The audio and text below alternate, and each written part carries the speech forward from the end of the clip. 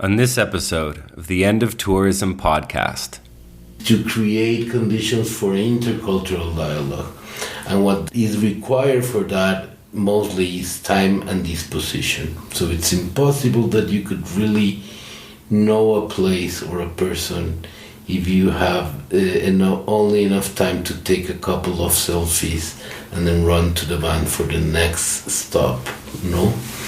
So slow pace for sure is needed, disposition and openness for the encounter of what you know, and curiosity to see what is growing on the cracks. Welcome to the End of Tourism Season 2, Mexico. During Season 1, which is available in English on all major podcast platforms, friends and strangers throughout Mexico reached out and asked for conversations on what is happening in Mexico. With episodes in both Spanish and English, we have delivered. The episodes will touch on diverse themes including gentrification, deforestation and climate change, displacement, spiritual and psychedelic tourism, ecotourism, hospitality and interculturality, the industry itself, and the place of workers in it. We speak to activists, scholars, storytellers, and workers in order to find out what is happening behind the scenes and what can be done about it. Season 2 is dedicated to our late friend and mentor, Gustavo Esteva, elder and co-founder of the Universidad de la Tierra in Oaxaca, Mexico. These episodes have been planned and organized in collaboration with our compañeros and compañeras at the Unitierra, Oaxaca. They are dispatches from the resistance. On this episode, we are joined by friends from Oaxaca, Mexico, María, Itaka, and Sergio Yeyo Beltran. Born and raised in Oaxaca, María has a major in English language and literature from the National Autonomous University of Mexico, UNAM, with a specialization in translation. After many years of working for tourism-based projects, she now works independently, providing specialized content production services that create authentic, soulful material that aims to benefit the places where the work is being done. Sergio Beltrán Arruti, better known as Yeyo, was born and raised in Mexico City. He moved to Oaxaca in 1997 to support and learn from indigenous communities. Sergio is the co-founder of the Universidad de la Tierra in Oaxaca and of Herramientas Para Buen Vivir AC. In 2010, he was part of the pioneering team of the art of hosting meaningful conversations in Spanish and has organized multiple intercultural meetings around the world using these tools for dialogue. Together, we discussed the invasion of post-pandemic tourists and expatriates in Mexico, the consequences of gentrification in Oaxaca, the drought here, the idea of travelers versus tourists, the eco-washing of the tourism industry, and the McDonaldization of tourism. We then continue with themes of cultivating versus consuming culture, worker solidarity in the tourism industry, the notion that charity is not solidarity, and bringing a foundation of philosophy to the tourism industry. Almost 5 years ago, a friend of mine mentioned a statistic that in the Centro Histórico of Oaxaca, the historic center, 85% of the economy was tourism-related. Since then, tourism has only intensified in this place, as it has in many others, operating as the world's largest industry. Now, what this means is that the majority of people who work in the Centro Histórico are working in tourism-related activities. Not every business is geared towards tourists or sells their goods or services to tourists, but the vast majority of the money that passes through there are tourism dollars. There might still be businesses specifically tied to the community and not tourists, such as clothing repair, hardware stores, butchers, and libraries. But it is the flow of money through tourism that makes up that 85%, probably now closer to 90 or 95% at times. Caught up in the consequences of this massive change via gentrification, touristification, and displacement are the people who work in this industry, often doing what they can simply to pay the bills, to eat, to pay rent, to pay for their children's livelihoods, and in some instances, to honor their home and their culture. Eventually, though, something has to give, and it's usually the very reasons that people have of visiting a place, such as the local hospitality, culture, and cuisine. This is the theme of our conversation today, the question of the workers. So welcome, Maria. Welcome, Yeyo, to the End of Tourism podcast. I'd like to start by asking you both what has changed in your lives here in Oaxaca. Maria, you're a native Oaxacan. Yeyo, you're originally from Mexico City, but Oaxaca has been your home for at least 25 years. The three of us, each of us, has worked in the tourism industry for many years. And I'd like to ask, what are the most notable changes you've seen in the city as a result of tourism in your lives and in your time here? Well, hello Chris, hello Yeyo, hello to our audience listening today. And well, I think Oaxaca is right now a bit of a ever-changing animal, very, very hard to predict. After the pandemic, things have changed a lot. I thought, it was going to be empty and everyone was going to be broken. But now it seems that there are a lot of very new businesses blossoming. A lot of them are not entirely local. So you can see there is a big migration of digital nomads, but also other entrepreneurs, people from northern Mexico, but also of other parts of the world. So yeah, it's changed a lot in the last years, but it has been changing a lot since I was born. So I'm kind of used to it, but I think these last years have been way more dramatic than before. Oaxaca used to be a very peaceful town of cobblestone streets, and now it's really starting to have a very, very, not big, but sort of medium-sized city vibe. And yeah, but it's not so peaceful. A lot of traffic. A lot of noise, and of course the prices and everything are increasing, and poverty is also increasing. So it is the extremes are just going further and further between each other. So it's a very dramatic moment for Oaxaca right now. Hello Chris, hello Maria, thank you for the invitation to this conversation. I will say, adding to all what Maria have mentioned, I will say it's also the change in the local businesses is very notorious as well. In the last 10 years, I've seen disappearing a lot of local shops, and I think we were all proud of living in a city where your main shop for food was the local market. Markets are tending to disappear in Oaxaca or gentrify and become more another providers of services for tourism that supplying local population.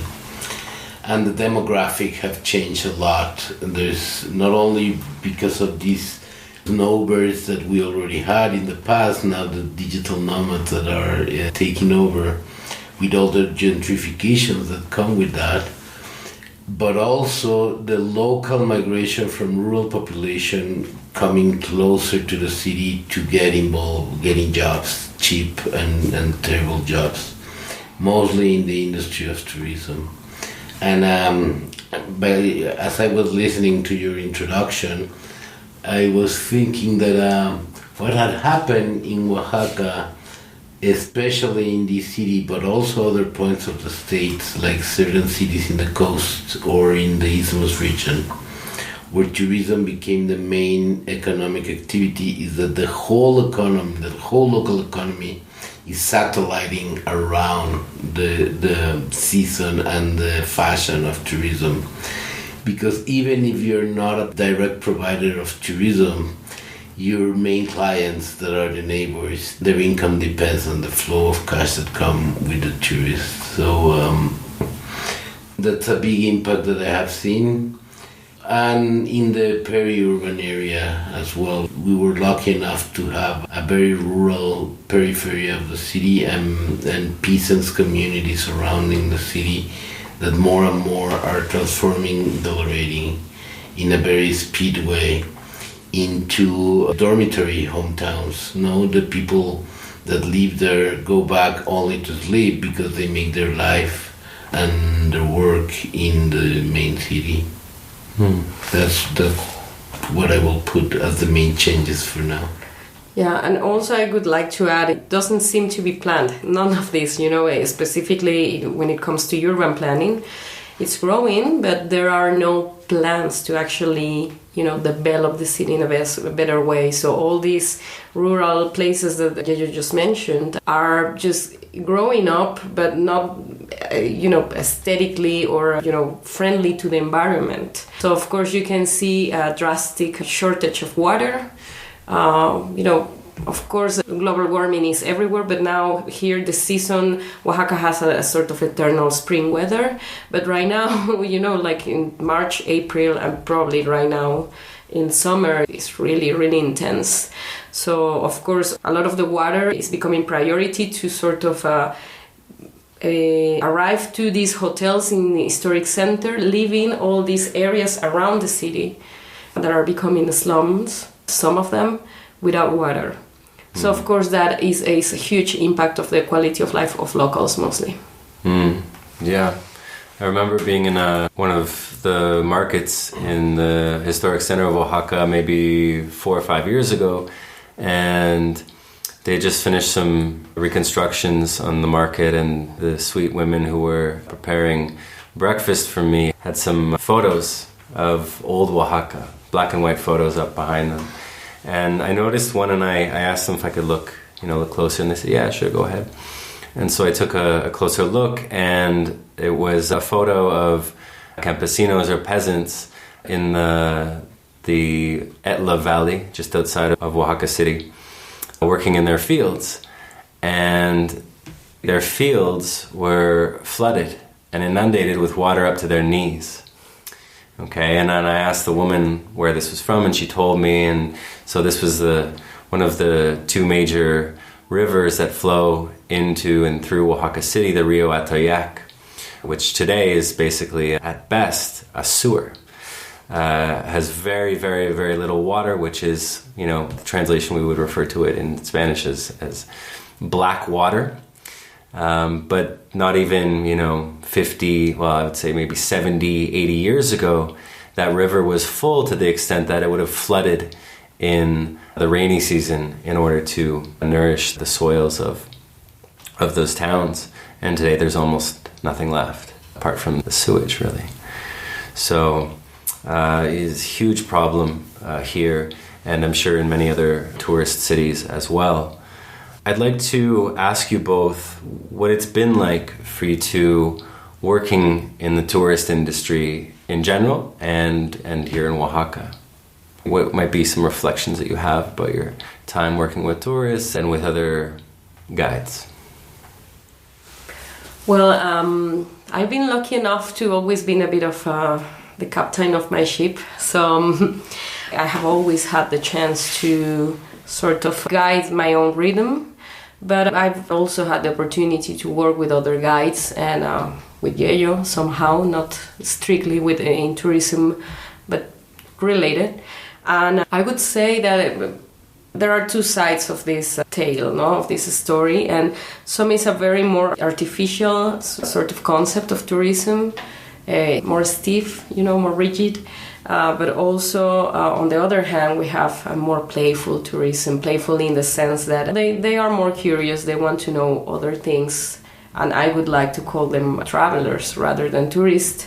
So I think there are these two sides of the story, but I think the tourist side, the bad tourist side, is prevailing mostly, So, of course, I've worked with guides that sometimes just throw at you all this data and very, artificial experiences, or that are very keen to please the tourists without actually, asking them to leave something like an intangible impact. I'm not meaning only money.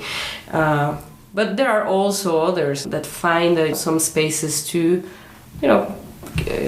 create more interesting proposals, where more hands-on experiences. But right now, I'm not sure how is it. No, that I have just told you, it's been my experience for the last 13 years, which are my years as working in this world. But right now, it's very hard for me to explain what's going on, because I see that there are a lot of people that are super aware of what's going on, and they're very critical about all these bad practices, but others that have the flag that they want to change things, but they don't. They just want to do it for the gram, basically. Quite a hollow experience, no? They give a face to, social media, but as soon as the camera is off, then they're back on their phones, and it's not very deep. But and not everything is that bad. There are some people that are still quite aware of the do's and the don'ts. So myself, as well as Maria was describing, has been lucky enough to be a freelance in my relation with tourism. So I'm lucky enough to choose what is the kind of work I want to be involved in, and I've been more working in what I call the academic tourism, designing and hosting learning journeys and student abroad programs. However, more and more, those kind of experiences are as like as being a normal tourist. I also agree and celebrate the distinction between a traveler and a tourism. But even the different categories inside the industry of tourism lately are more and more closer than ever between them, because the main thing is that tourism or traveling have become a consumption of an experience, and the best self-serve and instant delivery that you can get is what people are catching more oftenly.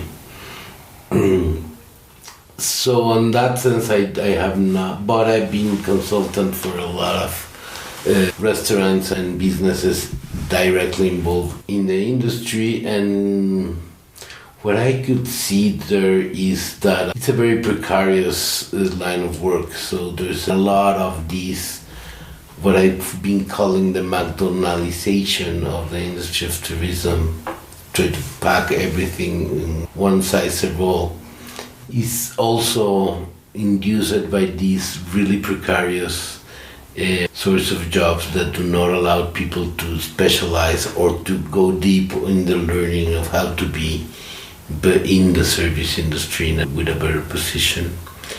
But we live in a city with a lot of cracks in the infrastructure for tourism, so that allowed us to curate and create a different activities and experiences outside of the mainstream.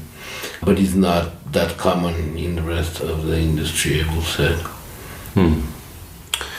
Yeah, I mean, there's this notion that tourists and tourism consumes, right? It consumes culture.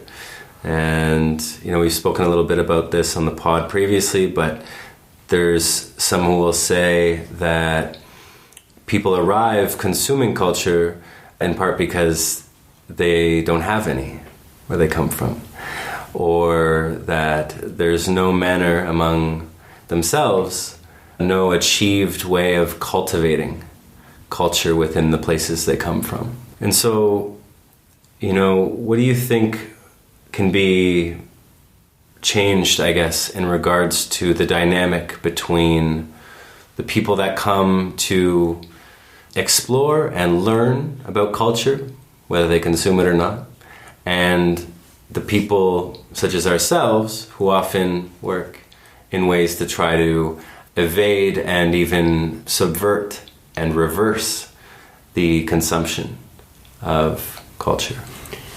So it's a nice metaphor that they consume culture, but the reality in my perspective is that their culture is consumption, and that is the source of the problem. So they consume folklore, not culture, because that's what they know how to do. That's their experience of life, is buying what I need. And the cheapest, the fastest, it will be the most convenient. No? So when you travel with that baggage, then you reproduce that wherever you go. So there's no point of contact or interaction with other culture, or not even with another type of person, because they are not open for that. What they want is a product, is a commodity to take home as a souvenir, and if it's cheap enough, maybe too, so they could give one to the neighbors. But what I think Maria do in her work very, very brilliantly, especially around food, and I try to do with another source of knowledge, putting like mainstream students in contact with other ways and other sources of knowledge, is to create conditions for intercultural dialogue. And what is required for that mostly is time and disposition. So it's impossible that you could really know a place or a person if you have only enough time to take a couple of selfies and then run to the van for the next stop, no? So slow pace for sure is needed, disposition and openness for the encounter of what you know, and curiosity to see what is growing on the cracks, because without that curiosity you will not even cross with something different, because the mainstream have all this scenography already in the tourist interesting points that cover reality and put the show in front of it, no? But if you're curious enough to look in the cracks of those scenarios, then you will probably find amazing opportunities of interact with other things. But again, you cannot label that tourism, because it doesn't fit in this idea of consuming a commodity as cheap and as fast as I can. Thank you. It's very interesting. I love the concept that Yeyo just brought to the conversation now, because it's about curiosity. I studied English literature, and I remember this teacher telling us that, well, he was quoting a writer, but he said, well, you should have a willing suspension of disbelief. So that means to let yourself be surprised in a way, you know? So I think we have to redefine tourism in so many ways, to think of tourism of this, like Yeyo said, in a sort of a intercultural thing, like I would like to say in a two-way cycle, no, that goes on one way and then comes back, but not a straight line, but something that has to be round. But also I think if we want to speak the capitalist language, okay, let's do it, we can do that. We have to be very flexible, I would say, to think of solutions. And, the basic concept of buying things is a bit of a negotiation always, no? So when you buy something, maybe the other one is also asking for something, and I would say in this case is something we need to do. We don't have to be passive service givers, you know. We can actually say, okay, you want to have this, but as an exchange we need to do other things. And this is why I like to work with food, because food is the key for people to actually receive something, but also for the cook or for the other one who's on the other side, and their reaction, the comments, is a way to get something back. So exactly, a contribution. So I think we need to do that, but we also need people to be aware, and that goes particularly for a tourist or people willing to arrive to a culture, to understand the context of this culture, no? And in this case, in Mexico, sometimes people say, oh yes, Mexico is such a chaotic place, and they seem too aware to the point that they start romanticizing our chaos, no? And I don't think we should romanticize our chaos, but we should be aware that sometimes the tourist services are so keen to please, but they're keen to please because they really want to thrive, to survive, to keep going, and you have to be aware of that and not take advantage of it. And sometimes for the people here, it's very hard to set boundaries sometimes. So it's very important for the ones coming to be aware, but I would say for us here, and that's something I think Yeyo and I have done before, to sort of say unapologetically, say, okay, stop, let's have a break, let's understand, let's create another way to do things. Yeah, well, I'd like to touch on the political culture of Oaxaca, which also very chaotic, it seems at times, but specifically the notions of solidarity that exist and that were on display very strongly in 2006 when the city was occupied and most, if not all, government officials and institutions were basically kicked out of the city. And so within these notions of solidarity that have existed for a long time, not just within the city, but certainly in many of the villages in Oaxaca State and beyond. How do you think that people working within the industry might be able to honor that sense of solidarity between each other, right? Even though a lot of them are in many places coming to only work for maybe a few months at a time, the high season they call it, maybe they're not from the place that they're working in, right? Which makes these things generally a lot more difficult when the worker themselves sees the place as temporary. So what kind of actions might we be able to take as people who work within the tourism industry, or who are at least touching it, the peripheries? How might we contend with this together? Because at the end of the day, if tourism is 85 to 90% of the historic center of Oaxaca's economy, the workers have a huge say in what happens there, right? Or at least they can, or they could. So what are your thoughts on that? Well, it wouldn't be very Oaxacan of me if I don't say we have to close rows together, in the sense that spreading the word, communicating our experiences can always be interesting. No, Oaxaca, in a way, I always say to people coming to Oaxaca is in the strict sense of the word a communist state. Communist, not meekly speaking, but where community is very important. So if we want to honor that spirit, maybe we should just, talk to a peer and say, hey, what's your experience? Have you felt like you don't have a certain security in your work or in your job or things like that? And sometimes spreading the word, a one-to-one thing. I would like to give you an answer that will solve our problems at once, but I don't think it's very realistic. But, hand in hand, head to head, talking and communication, I would say, is key to share experiences, but also like this, to promote awareness. We are entitled to have our own demands, with a healthy respect, in the sense that not demands like, crazy, aggressive, but to know my work is valuable, no? It has a value, and therefore, this is why I reserve to give the same that I'm giving. Yeah, receive what I'm giving, no? So I would say that would be sort of a starting point. Sorry to be the party pooper here, but I don't see any possibility of solidarity in the sense of working class identity in the industry of tourism, nor in Oaxaca or any other part of the globe, because as very few industries, tourism really understood the paradigm of the capitalist system of the moment, that is, work with precarity in a scenario with endless demand and very limited offer and in their control. So the formal workers in the tourist industry are probably the workers with formal workers with less social services in Mexico.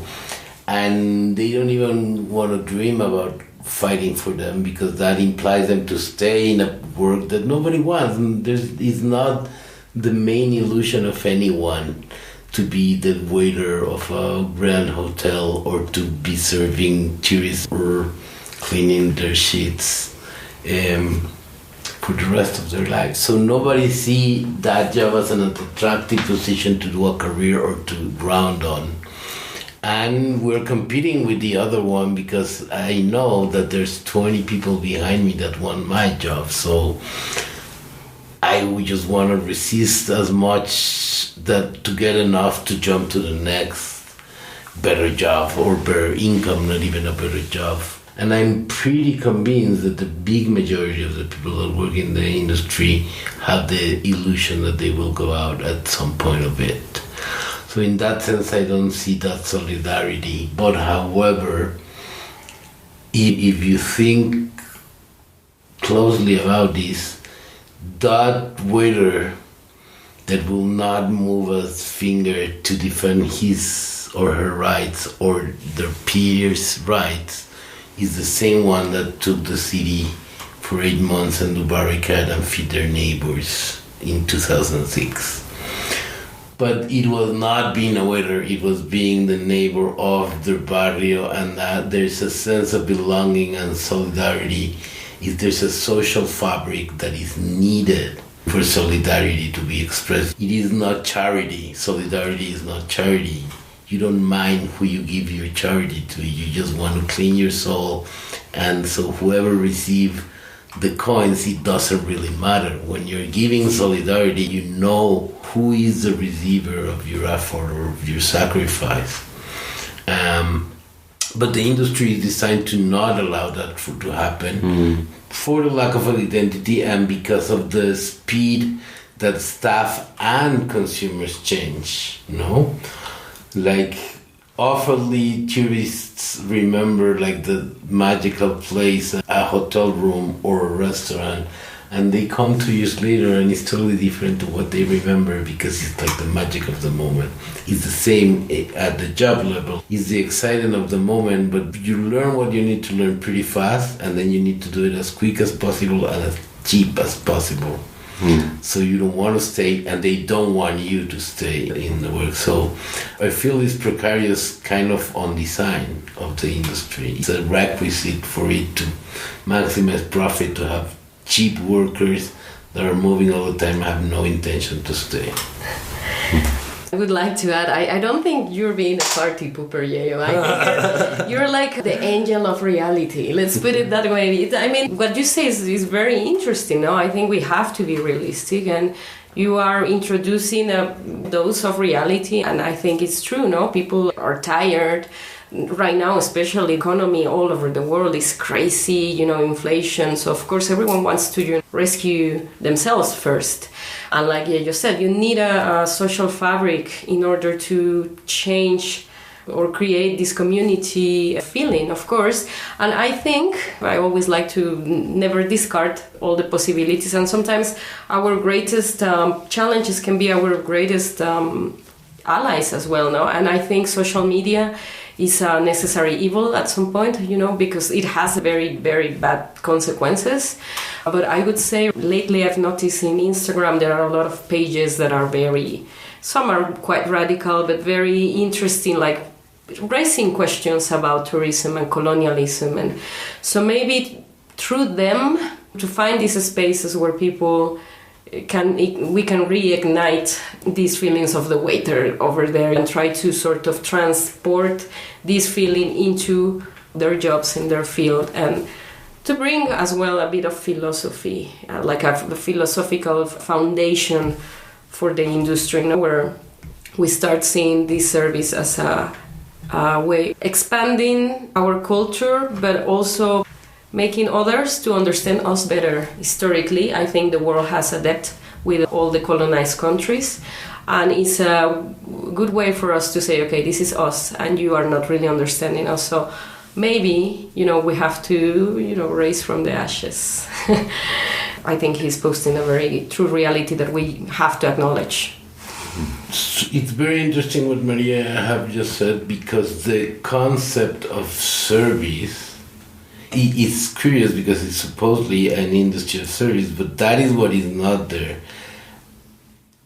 And the only way to restore that sense of wanting to serve the otherness is to recover the sacred dimension of being in service that is not possible when what you're in service of is a commodity.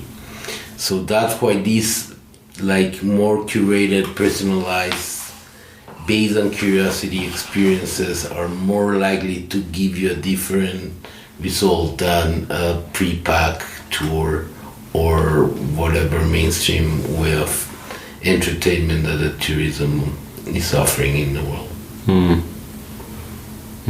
Thank you to you both.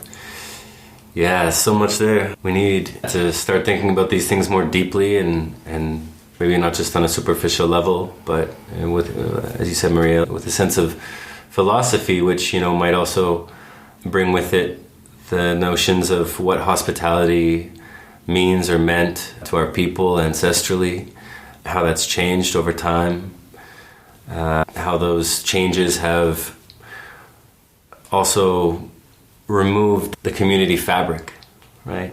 of a place and the people and what it might take to get back to that, or to at least find a way to seed something new that resembles and remembers all of those things that are the basis for solidarity amongst people, and not just workers, right, but people coming from abroad as well. I'd like to thank you both deeply for your time today, and this is I'll just point out to our listeners, our second interview together. I'd like to thank you both for speaking both in your mother tongue and in English as well for our listeners. Might you have any final words before we depart? Well, I just want to add, and something that we actually added and acknowledged also in our first interview and conversation, is we have to be always aware. No, I think awareness is a word that is very important to have in mind. I might sound very romantic now, I don't know, but I think to be aware of things, awareness is important, but also to remember we're all human beings, no, and we're all flying birds at some point of our lives, and you can find the other through you, and the other can find himself or herself through whoever is looking at. So I think in the end we have probably the same joys and pains, so it's important to leave that clear despite our cultural differences. So that will be a way to start changing all these concepts, transforming what we think, what we have taken for granted for these years. After the pandemic, I think it's the moment to redefine a new world, and it's a very good chance to do this right now. Thank you. Thank you, Chris and Maria, for the conversation and the invitation to be in contact with your listeners. I was thinking about this reciprocal loop of interaction that Maria is proposing, and I think that there's two things that is essential to have present to attempt to this different kind of relation between the foreigner that travels to a place and the locals. The first one is curiosity for both parts. Hospitality is not only in unidirectional relation, like there's the joy of giving, that is what I get when I'm being hospicing you, right?